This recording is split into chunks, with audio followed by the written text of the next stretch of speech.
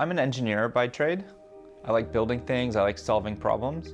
A lot of the work that I'm doing in terms of how I've built leverage, I think is really shaping the future of work. And it's also rewarding to hear the impact that I've made on the team and how leverage has provided people with a job or with the lifestyle that they've always wanted, and that they were able to quit their job and live a more meaningful life and travel and work from their laptop. And it's rewarding to hear that I've made an impact on people's lives.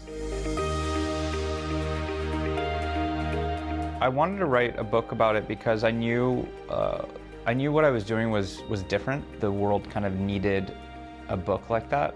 There's already like Lean Startup, which talks about the concept of build, measure, learn, test, and validate your hypothesis in certain ways. But it wasn't really going deep into, hey, like here are some tools that you can use, and here's how you think about it, and this is how we did it. Anything that I can do in an efficient way, I'm interested in doing. So I didn't have the time to spend hundreds of hours or thousands of hours on the book.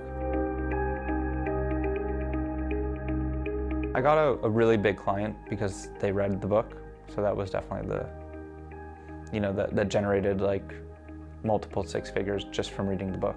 I wasn't even giving the book because we were talking about it and it was like a potential lead. It was, we were having a nice conversation about something totally different, and that person had a book and I had a book, so we swapped books, not trying to do any business together, and it led to some of the biggest business that I've had.